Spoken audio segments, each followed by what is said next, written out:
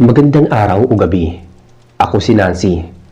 Gusto ko sanang ibahagi ang kwentong ito na nangyari sa aming pamilya noong taong 1979 sa isang liblib na baryo sa Siquijor. Hindi ko ito malilimutan dahil ito ang unang pagkakataon na nakaharap namin ng isang bagay na hindi mapaliwanag ng siyensya. Noong panahon na yon, ang buhay sa aming baryo ay napakatahimik. Wala pang kuryente at ang tanging liwanag namin sa gabi ay mga gasera. Ang mga bahay ay malalayo sa isa't isa at napaliligiran kami ng mga naglalakihang puno at masukal na kagubatan. Kasama ko sa bahay ang asawa kong si Lucas at ang dalawa naming malapit na kaibigan at kapitbahay na sina Ben at Melchor. Si Mang Anding naman ang pinakamatanda sa aming grupo, isang kilalang manggagamot at biyasa sa mga usaping kababalaghan. Nagsimula nang may dumating na dayo sa kabilang sapa, isang lalaking matangkad, maputla at laging nakayuko kung maglakad. Sabi ng mga usap-usapan, galing daw ito sa Mindanao at naghahanap ng katahimikan.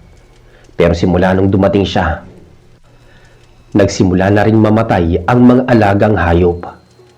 Lucas, napansin mo ba ang mga manok natin? Natuyuan ng dugo at parang may kagat sa leeg. Sabi ko sa asawa ko habang naghahanda kami ng hapunan. Nancy, baka sawa lang yun. O kaya musang. Huwag kang magalala. Lalagyan ko lang mas matibay na bakod ng kulungan natin. Sagot ni Lucas habang nag-aayos ng kanyang itak. Kinabukasan, naglalakad kami ni Ben at Melchor patungo sa taniman. Nasalubong namin si Mang Anding. Seryoso ang mukha ng matanda at parang may malalim na iniisip. Ben, Melchor, mag-iingat kayo sa pag-uwi ninyo mamayang gabi. May naamoy akong kakaiba sa hangin. Hindi ito amoy ng tao o hayop lang. Babala ni Mang Anding sa amin. Ano pong ibig niyong sabihin, Mang Anding? May dayong aswang na nakapasok sa teritoryo natin. Hindi siya taga rito. Gutom na gutom ang dala niyang sumpa. Diretsong sagot ni Mang Anding bago siya nagpatuloy sa paglalakad papasok ng gubat. Nagkatingin ang kaming apat. Si Melchor na kilalang matapang ay napahawak ng mahigpit sa kanyang daladalang basket. Huwag yun ang intindihin masyadong matanda. Baka nananakot lang yun. Sabi ni Melchor. Pero alam ko sa boses niya na natatakot din siya. Pagdating ng gabi, uminit ang pakiramdam sa loob ng bahay. Napakatahimik ng paligid. Walang huni ng mga kuliglig. Walang tahol ng aso. Ang tanging naririnig lang namin ay ang malakas na paghampas ng mga dahon ng sahig sa labas kahit wala namang hangin. Nancy, pumasok ka na sa loob ng kwarto at itabi mo ang mga bata. Ako na ang magbabantay dito sa sala. Utos ni Lucas sa akin. Natatakot ako. Parang may naglalakad sa may bubungan natin. Bulong ko sa kanya. Ramdam na ramdam ko ang bigat ng paligid. Maya-maya pa, narinig namin ang isang malakas na kalabog sa itaas ng aming bubunga. Hindi ito tunog ng pusa, para itong tunog ng isang mabigat na tao na tumalong mula sa mataas na puno. Ben, Melchor, gising! Sigaw ni Lucas sa dalawa naming kasama na natutulog sa kabilang bahagi ng bahay. Mabilis na bumangon sina Ben at Melchor. Hawak nila ang kanilang mga sulo at itak. Lumabas sila sa bakuran para tignan kung ano ang naroroon. Lucas, wala kami makita rito. Pero ang baho ng paligid amoy nabubulok. Sabi ni Ben mula sa labas. Maya-maya biglang may narinig kaming huni ng isang malaking ibon. Pero ang tunog nito ay hindi galing sa malayo. Parang nasa loob mismo ng bahay namin ang tunog.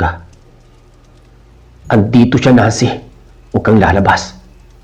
Sabi ni Lucas bago namin narinig ang pagkabasag ng bintana sa kusina. Doon na nga po nagsimula ang kaguluhan.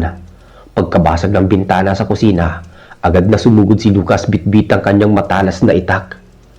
Ang tanging liwanag lang namin noon ay ang maliit na apoy mula sa gasera na muntik pang mamatay dahil sa lakas ng hangin na pumasok sa loob ng bahay. Nancy, Manatili ka dyan sa likod ko! Sabi ni Lucas habang pilit na itinatapat ang ilaw sa dulo ng kusina. Pagtingin namin nanindig ang balahibo ko.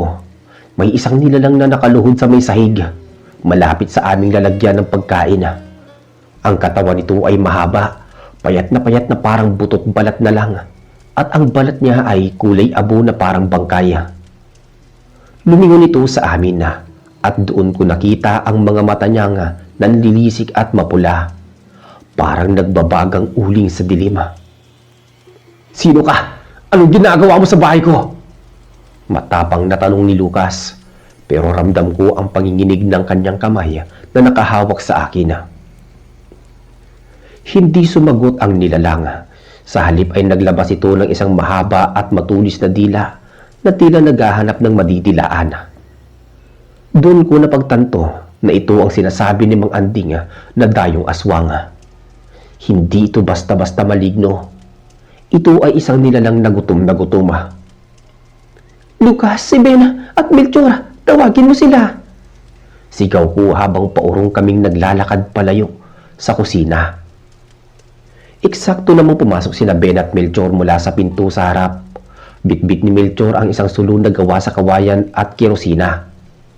Nang tumama ang liwanag ng sulo sa nilalang, mabilis itong kumilos. Napakabilis niya. Parang anino ng lumundag pa itaas at kumapit sa mga kisame naming gawa sa kawayan. Ben, harangan mo ang bintana! Melchor, tulungan mo ko rito! Sabi ni Lucas. Si Melchor ay agad na iwinasiwas ang sulo sa itaas. Umalis ka rito, kampo ng dilim! Hindi ka welcome dito sa baryo namin! Sabi ni Melchor habang pilit na inaabot ang nilalang ng apoy. Umiwas ang aswang at naglabas ng tunog na parang galit na pusa at asong pinagsama. Napakabaho ng hininga nito. Amoy lansa at amoy nabubulok na daga na kumalat sa buong sala namin. Lucas, bantayan niyo si Nancy. Lalabas ako, tatawagin ko si Mang Anding. Sigaw ni Ben. Alam ni Ben na sa mga ganitong pagkakataon, hindi sapat ang itak at lakas ng loob lang. Kailangan namin ang kaalaman ng isang eksperto sa mga ganitong kababalaghan. Sige Ben, bilisan mo. Mag-iingat ka sa labas, baka hindi lang isa kasama niya. Naiwan kami sa loob, sina Lucas, Melchor at ako. Ang aswang ay nanatiling nakakapit sa taas, naghihintay ng tamang pagkakataon. Habang nakatingin ako sa kanya, napansin ko ang kanyang mga kuko. Mahaba ito at matutulis. Kayang-kayang hiwain ang balat ng tao sa isang haplos lang. Melchor, huwag mong hayaang mamatay ang sulo. Iyan lang ang kinatatakutan niya. Paalala ni Lucas. Ngunit sa hindi inaasahang pagkakataon biglang humangin ng napakalakas mula sa nabasag na bintana. Ang sulo ni Melchor ay kumukuti-kutitap. Tuluyang namatay. Nawala ang pangunahing liwanag namin. Ang tanging natira ay ang maliit na liwanag mula sa gasera. Lucas, Melchor, wala nang ilaw. Sigaw ko sa takot. Narinig ko ang malakas na kalabog. Bumagsak ang aswang mula sa kisame. Narinig ko ang daing ni Melchor. Napasigaw si Melchor. Sa dilim naman naramdaman ko ang kaguluhan. Nagtatagaan sila pero dahil madilim hindi nila matiyak kung nasaan ang kalaban. Melchor, nasaan ka? Nancy, huwag kang aalis sa pwesto mo. Sigaw ni Lucas habang winawasiwas ang kanyang itak sa hangin. Umaasang tatama ito sa aswang. Maya-maya pa, narinig namin ang isang pamilyar na boses mula sa labas ng bahay. Isang boses na nagbibigay ng kakaibang lakas ng loob. Lucas, Melchor, ilayo mo si Nancy sa gitna. May dala akong pangontra. Sigaw ni Mang Anding. Kasunod noon ay ang pag-alingaw-ngaw ng isang dasal na hindi ko maintindihan. Hindi ito Latina kundi isang sinaunang dialekto na tanging mga matatanda lang sa Siquijor ang nakakaalam. Kasabay ng dasal ay ang pagsabog ng amoy ng kamangyan at bawang sa buong paligid. Ang nilalang na nasa loob ng bahay ay biglang napasigaw sa sobrang sakit. Parang napapaso ang kanyang balat kahit wala namang apoy. Nancy, ayos ka lang ba? Tanong ni Lucas habang kinakapa ako sa dilim. Nang mahawakan niya ang kamay ko, hinila niya ako patungo sa may pintuan kung saan nakatayo si Mang Anding kasama si Bena. Si Mang Anding ay may hawak na botilya ng langis na may ugat ng halaman sa loob neto at isang latigo na gawa sa buntot pagi. Ang kanyang mukha ay seryoso at punong-puno ng determinasyon. Anding, nasugatan si Melchor. Sumbong ni Lucas. Dalhin niyo siya dito sa labas, Ben. Tulungan mo si Melchor. Utos ni Mang Anding habang dahan-dahang pumapasok sa loob ng bahay namin upang harapin ng dayong aswang. Nang makalabas kami sa bakuran, doon ko lang nakita ang sugat ni Melchor. Sa ilalim ng liwanag ng buwan, kitang-kita ang 3 malalalim na gilit sa kanyang balikat. Maitim ang dugong lumalabas dito at may kasamang malapot na laway na kulay berde. Melchor, tiisin mo ang sakit. Lalagyan natin to ng suka at asin mamaya, sabi ni Ben habang pinipunit ang kanyang mga sariling kamiseta para ibalot sa sugat ni Melchor. Samantala sa loob ng bahay, narinig namin ang palitan ng mga kalabog at ang malakas na hagupit ng buntot pagi ni Mang Melchor. Bawat hagupit ay sinusundan ng isang nakakakilabot na hiyaw mula sa aswang. Lumabas ka! Ipakita mo ang tunay mong anyo, Dayo! Sigaw ni Mang Anding sa loob. Biglang tumalsik ang aswang palabas ng bintana sa kusina at bumagsak sa aming bakuran. Ilang metro lang ang layo sa amin. Doon namin siya nakita ng malinaw sa ilalim ng liwanag ng buwan. Hindi na ito mukhang tao. Ang kanyang mga binti ay mahaba na parang sa tipaklong at ang kanyang likod ay kuba na may mga tumutubong balahibo na kasing tigas ng alambre. Lucas, kunin mo ang itak mo na may pahid ng langis ko. Sigaw ni Mang Anding na mabilis ding lumabas ng bahay. Inabot ni Mang Anding ang isang maliit na bote kay Lucas. Mabilis na binuhos ni Lucas ang langis sa talim ng kanyang itak. Ben Melchor, palibutan niyo siya. Huwag niyo siyang hayaang makabalik sa gubat. Utos ni Mang Anding. Kahit sugatan si Melchor, kumuha siya ng isang malaking tipak ng kahoy bilang pananggalang. Pinalibutan nila Lucas at Ben at Melchor ang nilalang. Ang aswang ay tila natataranta sa gitna. Lumilingon-lingon ito at naghahanap ng butas kung saan pwedeng tumakas. Bakit ka napadpad dito sa amin? Hindi mo ba alam na hindi ubra yan sa amin? Hamon ni Lucas sa nilalang. Ang aswang ay tumingin kay Lucas at sa isang iglap, bumuelo ito upang tumalon ng mataas. Pero bago pa man ito makalundag, mabilis na naihampas ni Mang Anding ang kanyang latigong buntot ng pagi sa binti ng nilalang.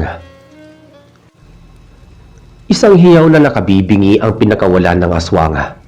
Napaluhod ito dahil ang buntot ng pagi ay kilalang mabisang pangontra na nagpapakirot sa laman ng mga ganitong nilalang hanggang sa buto.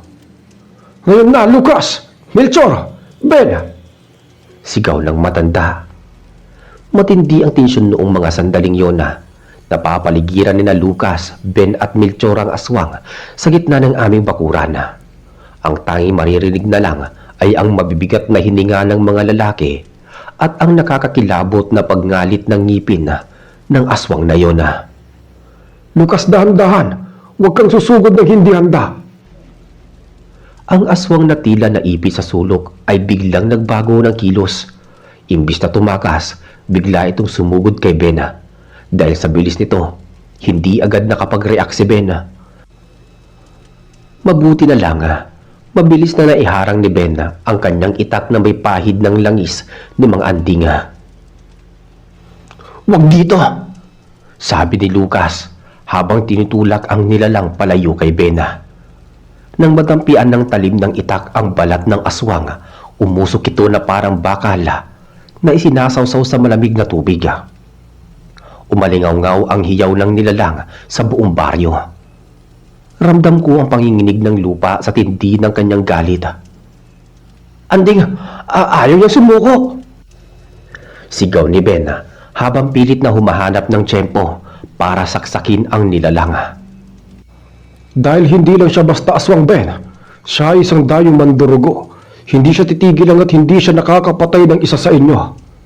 Sagot ni Mang Anding habang patuloy na nagwiwisik ng binditadong asin sa paligid para hindi makalabas ng bilog ang aswang. Maya-maya biglang bumaling ang aswang sa akin. Nakatayo ako noon malapit sa puno ng kaimito, hindi kalayuan sa kanila. Ang kanyang mga mata ay pulang-pula. Tumitig ito sa akin sa isang iglap. Kinalimutan niya ang mga lalaki na kapaligid sa kanya at mabilis na gumapang patungo sa akin sa paraang hindi mo akalaing magagawa ng isang nilalang na may ganitong anyong tao. "Nancy! Takbo!" sigaw ni Lucas sa akin. Pero parang napako ang mga paa ko sa lupa. Hindi ako makagalaw sa tindi ng takot. Habang papalapit ang aswang, nakita ko ang kanyang bibig na bumuka ng mahigpit sa normal na laki. Puno ng matatalas na ngipin na tila mga karayom. "Melchor, ang suno!" sigaw ni Mang Anding. Kahit sugatan, mabilis na pinulot ni Melchor ang isang tuyong sanga na may gas at muling sinindihan gamit ang kanyang lighter. "Nancy, yumuko ka!" sigaw ni Melchor bago niya buong lakas na inahagis ang nagniningas na kahoy patungo sa aswang. Eksaktong tumama ang apoy sa likuran ng nilalang. Ang nagniningas na kahoy ay nagpapaatras sa kanya, pero hindi pa rin siya tuluyang napapatumba. Dito na sumugod si Lucas. Ginamit niya ang lahat ng kanyang lakas para itaga ang itak sa binti ng nilalang. "Para sa alaga namin pinatay mo! Demonyo ka!" sabi ni Lucas habang ibinabaon ang talim sa laman ng aswang. Isang itim na malapot na likido ang tumalsik sa mukha ni Lucas. Hindi ito dugo. Ito ay parang putik na napakabaho. Ang aswang ay napaluhod at doon na siya hinataw ni Mang Anding ng kanyang latigong buntot ng pagi sa mismong batok. "Ben, hawakan mo ang mga kamay. Melchor, sa kabilang panig." Utos ni Mang Anding. Nagpambuno ang apat na lalaki laban sa aswang sa gitna ng kadiliman. Maririnig mo ang kalabog ng katawan at ang pag-ungol ng nilalang na parang baboy nakakatayi na. "Lucas, ang bungo! Doon mo itama!"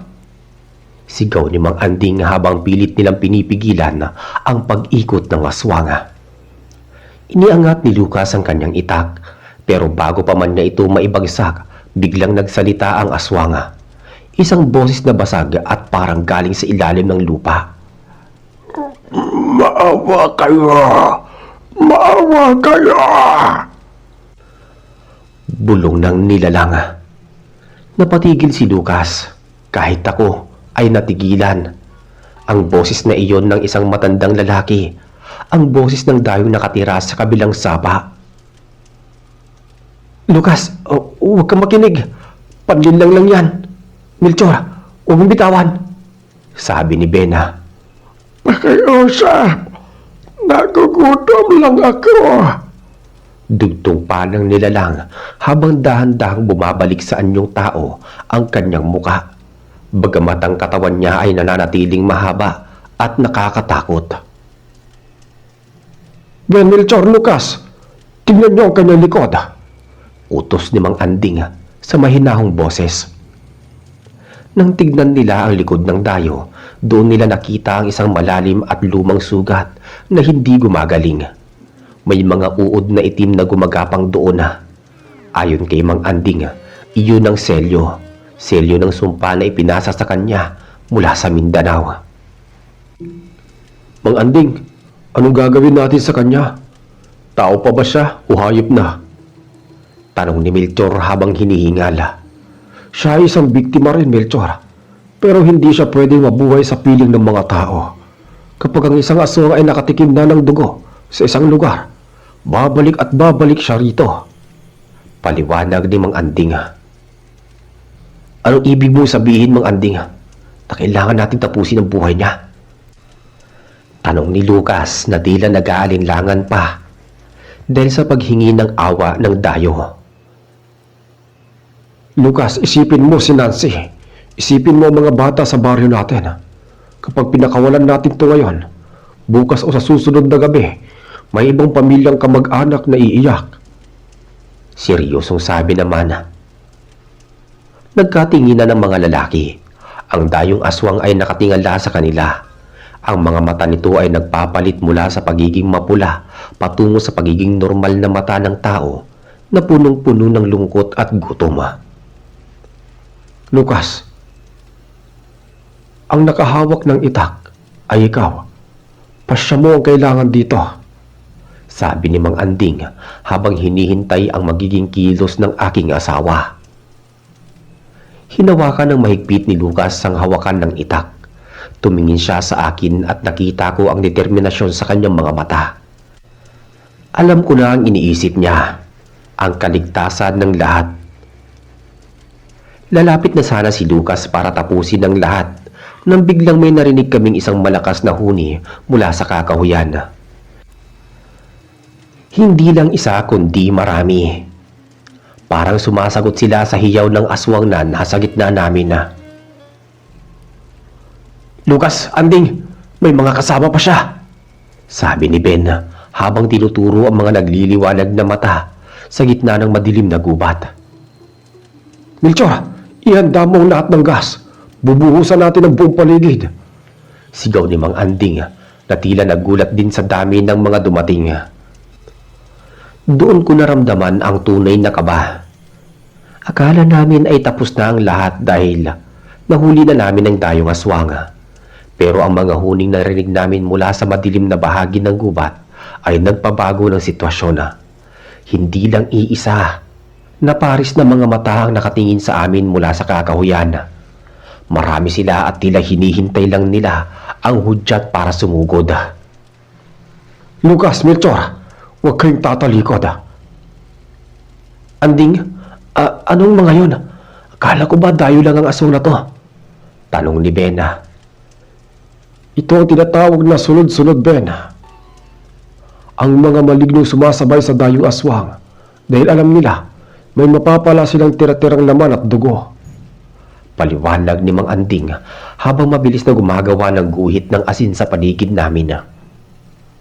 Ang dayong aswang na nakasubsob sa lupa ay biglang tumawa ng mahina. Isang tunog na parang pagkiskis ng tuyong kawayan. Hindi ako nag-iisa. Bulong nito sa gitna ng kanyang paghihingalo. Melchor, tulungan mo si Ben doon sa bandang kanan. Lucas dito sa kaliwa. Utos ni Mang Anding. Nancy, pumasok ka na sa loob ng bilog na asin. Huwag kang aalis dyan kahit anong mangyari. Mabilis akong sumunod kay Mang Anding.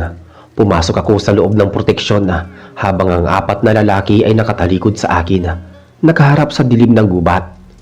Maya-maya pa, isa-isang lumabas ang mga nilalang. Hindi sila kasing laki ng dayong aswang pero mas mabilis sila at parang mga asong ulol na naglalaway. Ang mga ito ay ang mga tiyanak at wakwak na sumunod sa amoy ng dugo ni Melchor na patuloy pa ring tumutulo mula sa kanyang sugatang balikat. Lucas, heto ang langis. Ipahid mo sa mga itak. Sugod na! Sabi ni Lucas nang makitang tumalo ng isang maliit pero mabilis na nilalang mula sa puno ng nyog. Sinalubong ito ni Lucas ng isang malakas na taga. Dahil may langis ang kanyang itak, naglabas ng liwanag ang bawat tama nito sa balat ng maligno. Narinig ko ang mga hiyaw ng sakit at kalabog ng mga katawang bumabagsak sa damuhan. Si Melchor naman kahit hirap na hirap sa kanyang sugat ay hindi nagpatalo. Ginamit niya ang kanyang sulo para itaboy ang lumilipad na wakwak. Huwag kayong lalapit, mga hayop kayo. Sigaw ni Melchor habang pilit na pinoprotektahan ng aming pwesto. Samantala ang dayong aswang na nasa gitna ay tila kumukuha ng lakas mula sa gulo. Napansin ni Mang Anding na dahan-dahan itong gumagapang patungo sa labas ng bilog. Ben, Ang dayo, tatakas siya! Tawag ni Mang Anding. Mabilis na hinarangan ni Ben ang dayo. Saan ka pupunta? Hindi pa tayo tapos. Sabi ni Ben, pero sa isang hindi inaasahang pagkakataon, ang dayo ay biglang bumuga ng maitim na likido sa mukha ni Ben. Ang mata ko! Lucas, hindi ako makakita, Lucas! Sigaw ni Ben habang nabibitawan na ang kanyang armas at napapahawak sa kanyang muka. Dahil sa pagkabulag ni Ben, nagkaroon ng pagkakataon ng dayong aswang na makatayo. Kahit pilay ang isang binti dahil sa taga ni Lucas, nagawa itong sunggaban ni Ben sa may leeg. Lucas, tulungan mo ko! Agad na sumugod si Lucas para iligtas ang kaibigan. Nagpambuno sila sa lupa, si Lucas at Ben at ang dayong aswang. Sa kabilang dako naman ay abala si Mang Anding at Melchor sa pagtataboy ng mga maliliit na malignong pilit na pumapasok sa aming bakuran. Nancy, kunin mabuti ng suka sa kusina ngayon na! Utos ni Mang Anding sa akin. Kahit nanginginig ang buong katawan ko, ay tumakbo ako papasok sa kusina. Habang kumukuha ko ng suka, naramdaman ko ang isang malamig na hangin sa aking likuran. Paglingon ko, isang wakwak na nakapasok pala sa bintana at ngayon ay nakatitig sa akin. Lucas, Anding! May nakapasok dito! Sigaw ko habang ibinabato ang kahit na anong mahawakan ko. Mga plato, baso at kawali. Narinig ko ang mabilis na yabag ni Melchor patungo sa kusina. Nancy, yumuko ka! Sa isang iglap, pumasok si Melchor at hinampas ng kanyang sulo ang wakwak. Sumabog ang apoy sa loob ng kusina at ang nilalang ay muling lumabas ng bintana habang nag-aapoy ang pakpak. Heto ang suka, Melchor. Iniabot ko sa kanya ang bote. Salamat, Nancy. Balik ka na sa bilog, bilis. Sabi ni Melchor bago siya muling lumabas para tulungan sina Lucas. Paglabas namin, nakita ko si Lucas na nakapatong sa dayong aswang. Hawak niya ang itak sa leeg nito. Pero ang mga kamay ng aswang ay nakabaon sa braso ni Lucas. Mang Anding, tapusin mo na to! Sigaw ni Lucas habang tinitiis ang sakit. Ibinuhos ni Mang Anding ang suka sa hinaluan ng asin at dinurog na bawang sa mismong muka ng katawan ng dayong aswang. Ang epekto nito ay parang asido. Natunaw ang balat ng nilalang at nagsimula itong mangisay ng husto. Ito ay para sa lahat ng pamilya sinira mo. Sabi ni Mang Anding habang itinutusok ang kanyang matulis na kawayang may nakaukit na krus sa mismong puso ng dayong aswang. Isang huling sigaw ang pinakawala ng dayo. Isang sigaw na umalingaw-ngaw hanggang sa kabilang baryo. Pagkatapos nun, unti-unting nanahimik ang paligid. Ang mga maliliit na maligno na kanina ay sumugod ay biglang nagsitakbuhan pabalik sa gubat nang maramdaman nilang patay na ang kanilang pinuno. Naiwang hinihingal sina Lucas, Ben at Melchor at Mang Anding sa gitna ng bakuran. Si Ben ay dahan-dahang pinupunasan ang kanyang mga mata gamit ang malinis na tubig na aking dinala. Si Melchor naman ay napaupo sa sahig dahil sa sobrang pangihina. Tapos na ba, Mang Anding? Tanong ni Lucas habang tinitignan ng dahan-dahan na ang pagkatungan ng katawan ng aswang. Para sa gabing to, tapos na, Lucas. Pero ang amoy ng kamatayan ay hindi basta-basta nawawala sa lupain ito. Tinignan ko ang asawa ko. Marami siyang galos at bakas ng pakikipaglaban. Lucas, ayos ka lang ba? Tanong ko habang nilalapitan siya.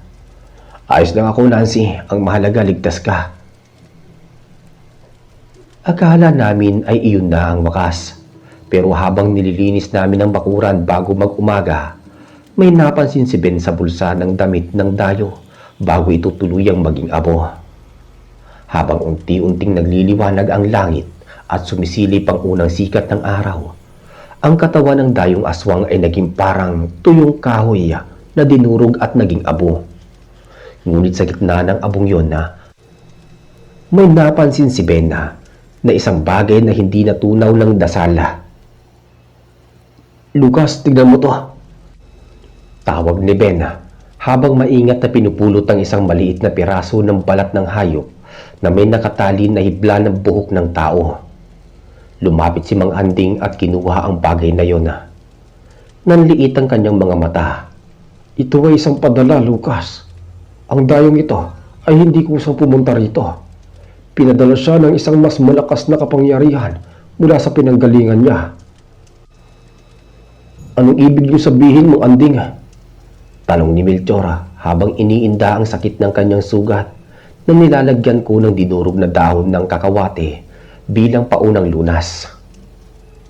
May nagutos sa kanya na hanapin ang isang partikular na pamilya dito sa baryo natin. Nancy, Lucas, may kamag-anak ba kayo galing sa Mindanao? Tanong ng matanda. Nagkatingin kami ni Lucas. Wala kaming maalalang kahit sino. Pero biglang pumasok sa isip ko ang namayapang lolo ni Lucas na si Lolo Tiburcio. Sinasabing noong kabataan niya ay naging sundalo siya at nadistino sa malalayong bahagi ng bansa. "Mang Anding, baka may kinalaman to sa nakaraan ni Lolo Tiburcio," bulong ni Lucas. Hindi pa kami nakakasagot ng maayos nang biglang may dumating na humihingal na bata. Ang anak ni Aling Belen. "Mang Anding, Lucas, si Aling Belen, nawawala ang kanyang bunso. May nakita raw silang malaking aso na tumalon palabas ng bintana nila kaninang madaling araw." Napamura si Melchor. Hindi pa pala tapos. Ang dayong napatay natin ay panggulo lang. Nancy, pumasok ka at ilag ang lahat ng pinto. Lucas, Ben, Melchor, kailangan nating sundan ang bakas bago pa tuluyang makalayo ang isa pa nito. Utos ni Mang Anding. "Isa pa? Ibig sabihin may kasama ang tayo na hindi natin nakita kanina?" tanong ni Ben habang mabilis na kinukuha ang kanyang itag. Ang napatay natin ay isang bantay. Ang tunay na kumakain ay ang kasalukuyang nasa labas pa. At base sa balat ng hayop na ito, hindi lang ito basta aswang. Ito ay isang tiktik na may kakayahang magpalit anyo bilang tao o hayop sa isang kurap lang ng mga mata. Tumakbo sina Lucas patungo sa bahay ni Aling Belena. Naiwan ako sa loob ng bahay, yakap ang aking sarili habang nakatingin sa labas. Ramdam ko pa rin ang takot. Noong panahong yun kapag may nawalang bata sa aming baryo, madalas ay hindi na ito nakikita ng buhay o kung mahanap man, kulang na ang laman loob nito. Pagdating ni Lucas sa bahay ni Aling Belena, nakita nila ang gulo. Ang bintana sa silid ng bata ay wasak. May mga bakas na kuko sa dingding na kasing lalim ng hiwa ng kutsilyo. "Dito sila dumaan, Lucas. Papunta ito sa sapa, doon sa musukal na bahagi ng kagubatan kung saan nakatira ang tayo," sabi ni Ben habang sinusundan ang mga patak ng dugo sa lupa. Teka, Ben, may tsinelas ng tao. Tanong ni Melchor habang pinupulot ang isang lumang tsinelas na pamilyar sa amin. Nanlaki ang mga mata ni Lucas. Hindi maaari. Si Mang Celso ang kumuha sa sarili niyang anak. Hindi makapaniwalang tanong ni Ben. Hindi si Mang Celso yan, Ben. Iyan ang sinasabi ko sa inyo. Ang tiktik ay nanggagaya ng anyo. Kinuha niya ang anyo ng ama ng bata para hindi ito matakot nang kunin siya sa higaan. Paliwanag ni Mang Anding habang mabilis na naglalakad patungo sa sapa. Habang papalapit sila sa sapa, narinig nila ang isang mahinang iyak ng bata. Nanggaling ito sa ilalim ng malaking puno. Ang paligid ay nababalot ng makapal na hamog kahit na umaga na. Lucas, dahan-dahan. Baka bitag lang to. Bulong ni Mang Anding. Nakita nila ang isang figura na nakatalikod. Kamukhang kamukha ito ni Mang Celso. Karga-karga ang bata. Pero may mali sa kanyang tindig. Masyadong mahaba ang kanyang mga braso at ang kanyang mga siku ay nakabaliktad. "Celso, ibigay mong bata!" sigaw ni Lucas habang tinututok ang kanyang itak. Dahang-dahang lumingon ang figura. Ayon kay Lucas, doon siya halos himatayin sa takot. Ang mukha ni Mang Celso ay parang natutunaw na kandila. Ang isang mata nito ay nasa pisngi na at ang bibig nito ay punong-puno ng itim na balahibo. "Hindi niyo mapipigilan ang gutom, ha?" Wika ng nilalang gamit ang boses na parang maraming tao ang nagsasalita ng sabay-sabay. "Ngayon na, Ben! Melchor!" sigaw ni Lucas. Sumugod si Ben at Melchor mula sa magkabilaang gilid. Pero ang nilalang ay napakabilis. Sa isang iglap, tumalon nito pataas sa sanga. Bitbit ang bata. "Mang Anding, ang bata baka mahulog!" sigaw ni Melchor. Kumuha si Mang Anding ng isang maliit na pana na ang dulo ay may nakatusok na buto ng hayop na binasbasan. "Lucas, kailangan mong umakyat. Kami na ang bahala dito sa baba." Si Lucas na kilala sa pagiging magaling sa pag-akyat ng nyog ay walang pag-aalinlangang sumampa sa higanting balite. Habang umaakyat siya, naramdaman niya ang mga maliliit na kamay na humahawak sa kanyang binti. Mga duwende at lamang lupa na tila pinipigilan ng kanyang pag-akyat. "Bitawan niyo ako, mga kampo ng demonyo!" sigaw ni Lucas habang winawasiwas ang kanyang itak na may pahid pa rin ng langis ni Mang Anding. Nang makarating si Lucas sa isang malaking sanga, nakita niya ang tiktik na akmang susubo na sa maliit na bata. Ang tila nito ay mahaba at parang sinulid na matalima. "Hoy demonyo! Dito ka tumingin!" sigaw ni Lucas para makuha ang atensyon ng nilalanga. Lumingon ang tiktik at naglabas ng nakakakilabot na tawa. Pero hindi alam ng nilalang sa ibaba ay tapos na ang dasal ni Mang Anding. "Ibagsak ang sumpa!" sigaw ni Mang Anding mula sa ibaba, sabay bitaw ng kanyang pana. Tumama ang pana sa likod ng nilalang. Nanginig ang buong puno ng balite. Ang nilalang ay nawalan ng balanse at nabitawan ng bata. "Nakuha ko na!" sigaw ni Lucas habang mabilis na sinalo ang bata bago itutuluyang mahulog sa lupa. Pero ang tiktik ay hindi pa sumusuko. Kahit may panas sa likod, mabilis itong gumapang patungo kay Lucas na parang gagamba. Ang mga kuko nito ay nakahanda ng ibaon sa dibdib ni Lucas. "Lucas, sa likod mo!" sigaw ni Ben mula sa ibaba. Sa taas ng puno na iyon akala ko talaga ay mawawalan na ako ng asawa. Hawak ni Lucas ang bata sa kanyang kaliwang braso habang ang kanang kamay naman ay nakakapit sa madulas na baging ng puno. Ang tiktik na nasa anyo pa rin ng tila natutunaw na Mang Celso ay mabilis na gumapang papalapit sa kanya. Ang mga mata nito ay nanlilisik at ang mahabang dila ay humahampas sa hangin na parang latigo. "Lucas, huwag kang bibitaw. Ihagis mo ang bata kay Ben." sigaw ni Mang Anding mula sa baba. Pero napakataas ng kinalalagyan ni Lucas. Kung ihagis niya ang bata at hindi ito masasalo, tiyak na kamatayan ang sasapitin ng paslit. "Hindi ko pwedeng ihagis. Masyadong mataas nito," sagot ni Lucas habang pilit na umiiwas sa kuko ng nilalang. Sa isang iglap, sumunggab ang tiktik. Nabaunang matalas na kuko nito sa balikat ni Lucas. Napasigaw ang aking asawa sa sobrang sakit. Pero imbis na bitawan ng bata, lalo pa niya itong niyakap ng mahigpit. "Lucas!" sigaw ni Melchor na agad na nagsimulang umakyat sa kabilang bahagi ng puno para sumaklolo. Si Ben naman ay mabilis na kumuha ng isang bote ng langis na may kasamang bawang at asin mula sa supot ni Mang Anding. "Mang Anding, gawin na natin ang huling paraan." Tumango si Mang Anding. Kinuha niya ang kanyang latigong buntot ng pagi at ibinabad ang dulo nito sa natitirang binditadong langis. "Lucas, Melchor, pumikit kayo." Isang nakakasilaw na liwanag ang lumabas mula sa taas. Nang biglang ihagis ni Ben ang bote ng langis sa direksyon ng tiktik.